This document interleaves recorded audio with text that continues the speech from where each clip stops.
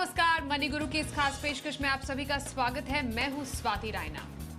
सेबी ने नया नियम जारी किया है कि अब आपको म्यूचुअल फंड में नॉमिनेशन की प्रक्रिया पूरी करनी होगी और इसमें एक ऑप्शन भी है कि ऑप्ट आउट ऑप्शन, मतलब अगर आप नॉमिनी नहीं भी रखना चाहते हैं म्यूचुअल फंड में तो नहीं भी रख सकते हैं, लेकिन ये डिक्लेरेशन आपको देना पड़ेगा।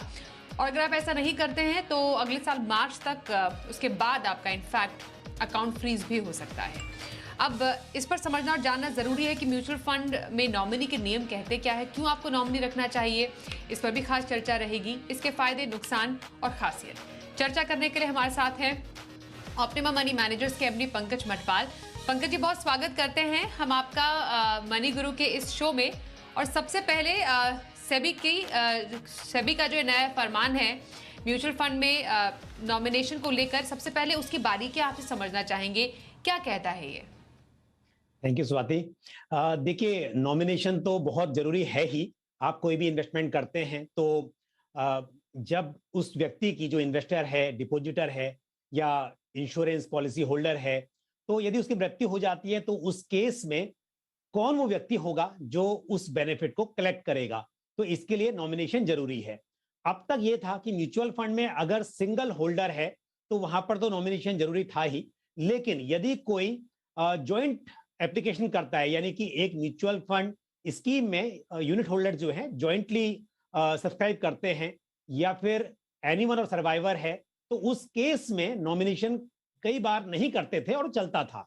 लेकिन अब सेबी ने कहा है कि 1 अगस्त से जो भी फ्रेश इन्वेस्टमेंट होगा उसमें नॉमिनेशन कंपलसरी है, चाहे आपका मोड ऑफ होल्डिंग कुछ भी हो, चाहे वो एनीवन और सर्वाइवर हो या फिर जॉइंट हो या फिर सिंगल हो, सब में नॉमिनेशन कंपलसरी होगा। लेकिन यदि आपको नहीं करना है फिर भी, तो आप एक डिक्लेरेशन देंगे, वो चाहे फिजिकल फॉर्म में डिक्लेरेशन हो या फिर ऑनलाइन अगर आप कर रहे हैं तो ऑनलाइन डिक्लेरेशन भी दिया जा सकता है।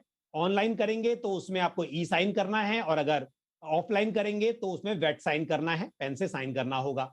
और जो एग्जिस्टिंग इन्वेस्टर्स हैं उनके लिए भी एक डेडलाइन रखी गई है कि 31 मार्च 2023 तक उन्हें भी ये पूरा प्रोसीजर कंप्लीट करना होगा। यानी कि ऐसे इन्वेस्टर्स जिन्होंने अभी नॉमिनेशन नहीं किया हुआ है उन्हें भी या तो नॉमिनेशन करना होगा, किसी को नॉमिनी बनाना होगा, अदरवाइज डिक्लेरेशन देना होगा। तो अब यह समझना जरूरी है कि जो नॉमिनेशन की इंपॉर्टेंस है उस पर सेबी और ज्यादा जोर डाल रही है और इन्वेस्टर्स को थोड़ा और आगाह कर रही है कि इसकी इंपॉर्टेंस क्या है और आपको समझना चाहिए। मेरा मानना है कि हालांकि यहाँ पे एक चॉइस दी हुई है कि आप ऑप्ट आउट कर सकते हैं, लेकिन जब सेबी आपको कह रही है कि आपको कुछ ना कुछ करना ही है तो ज्यादा इन्वेस्टर्स नॉमिनेशन करेंगे, ऐसा मुझे लगता है। और मेरी भी ऐसी राय है कि सभी को, अगर यहाँ पर ज्वाइंट एप्लीकेशन भी है कि हस्बैंड और वाइफ दोनों ज्वाइंटली अकाउंट होल्डर हैं, उसके बाद भी नॉमिनेशन करना अच्छा रहेगा। इसमें कोई नुकसान तो है ही नहीं, तो सभी को नॉमिनेशन करना ही चाहिए। बिल्कुल, इनफैक्ट इसी की खासियत पर मैं आ रही हूं पंकज जी कि जब भी हम अपने इन्वेस्टमेंट में या संपत्ति में नॉमिनी का जिक्र करते हैं तो कई बार हम सोचते हैं कि चलिए ये काम बाद में भी कर सकते हैं, लेकिन ये समझना जरूरी है कि किसी भी इन्वेस्टमेंट में या जहां पर हमारे पैसों का सवाल होता है वहां पर नॉमिनी क्यों जरूरी है, नॉमिनी रखना जरूरी क्यों, इस पर्सपेक्टिव में, पूरा आपके इन्वेस्टमेंट के ओवरऑल पर्सपेक्टिव में इसकी इंपॉर्टेंस मैं आपसे जानना चाहती हूँ। बिल्कुल स्वाति, देखिए, कोई भी व्यक्ति जब इन्वेस्टमेंट करता है तो ये तो सोचता है कि मेरे जीते जी मैं उसको एंजॉय करूंगा, लेकिन यदि कुछ हो जाता है बीच में, मैच्योरिटी से पहले, या आपने इन्वेस्टमेंट किया हुआ है और अभी वो इन्वेस्टेड है अमाउंट और उसमें गॉड फॉरबिड उस पर्सन की डेथ हो जाती है, इन्वेस्टर की डेथ हो जाती है, तो उस केस में कौन उस पैसे को लेगा? हालांकि जो लीगल हेयर है उस इन्वेस्टर के, उनका उस पर हक होगा, जो भी बेनिफिशरीज हैं उनका हक होगा, लेकिन जो म्यूचुअल फंड कंपनी है या बैंक है उनको कैसे पता है कि किसको देना है?